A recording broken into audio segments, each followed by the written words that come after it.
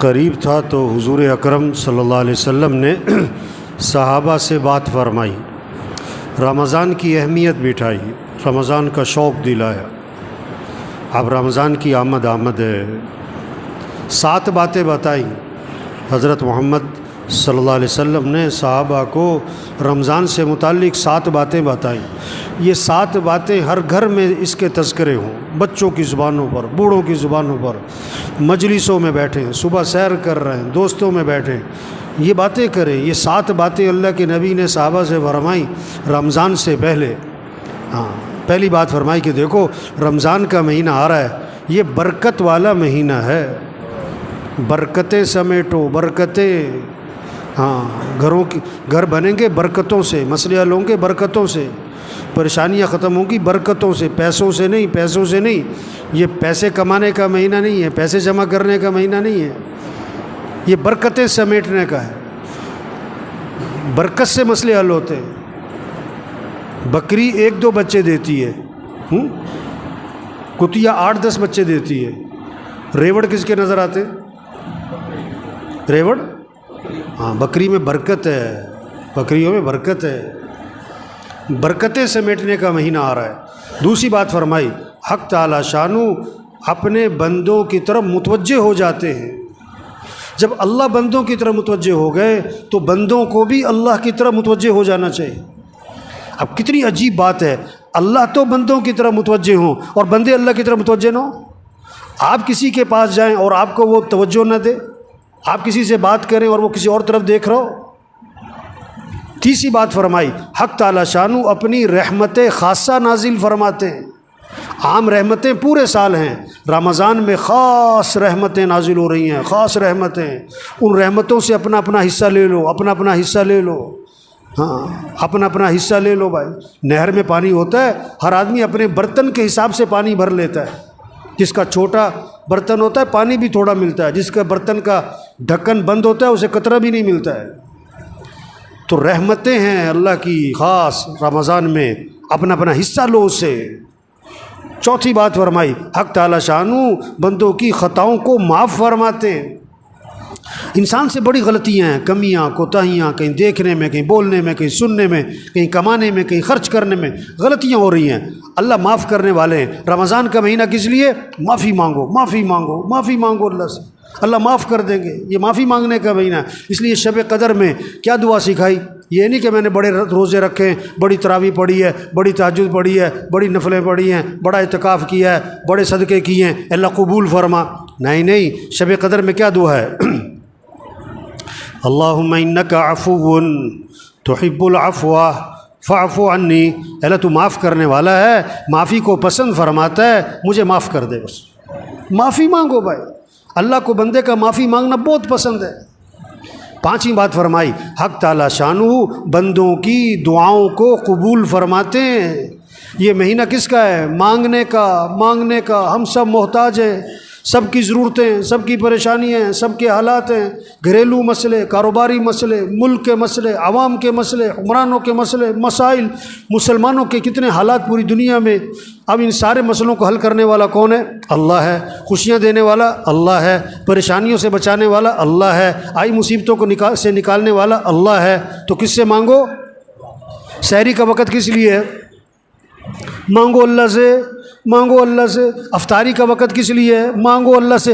یہ افطار پارٹیاں نہیں ہونی چاہیے، یہ سب 2 نمبری ہے، کوئی افطار پارٹیاں نہیں بھائی۔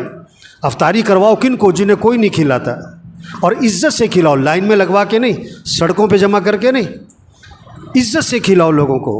جنہیں کوئی نہیں کھلاتا، جن کے گھر میں کھانے کو نہیں ہے، عزت سے گھروں میں راشن پہنچاؤ اور اپنی سعادت سمجھ کے پہنچاؤ، اور ان کا احسان سمجھو کہ آپ سے لے لیا، اپنا احسان سمجھ کے نہیں، یہ کہہ کر نہیں اگے تو نامی ہوئے، نہیں، عزت سے دو لوگوں کو۔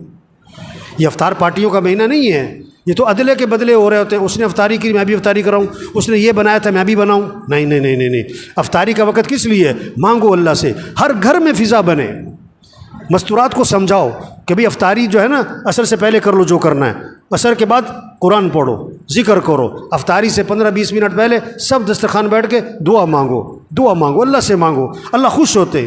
عرش اٹھانے والے فرشتوں سے اللہ فرماتے ہیں جب رمضان کا مہینہ شروع ہوتا ہے کہ اپنی اپنی عبادت چھوڑ دو، اب تمہارا ایک ہی کام ہے کہ روزے داروں کی دعاؤں پر آمین کہتے رہو۔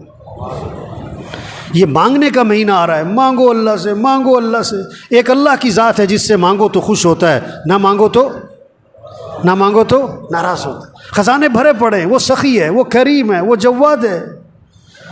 چھٹی بات فرمائی، حق تعالی شانہ فرشتوں کے سامنے فخر فرماتے ہیں، دیکھو میرے بندے دن میں روزہ رکھتے ہیں، رات کو میرے سامنے قیام کرتے ہیں، رکوع کرتے ہیں، سجدے کرتے ہیں، میرے سامنے ہاتھ پھیلاتے ہیں۔ گرمی ہے روزہ رکھا ہوا ہے، اور دن لمبا ہے روزہ رکھا ہوا ہے، بھوک لگی ہوئی ہے روزہ رکھا ہوا ہے، کھانا سامنے پانی سامنے نہیں پیتا ہے، کوئی دیکھ نہیں رہا، میرا ڈر ہے۔ اللہ فرشتوں کے سامنے فخر فرماتے ہیں، دیکھو میرے بندے روزے رکھ رہے ہیں، میرے سامنے رات کو قیام کرتے ہیں۔ ساتویں بات فرمائی، حق تعالی شانہ تمہارے تنافس کو دیکھتے ہیں رمضان میں، نیکیوں میں ایک دوسرے سے آگے بڑھنا۔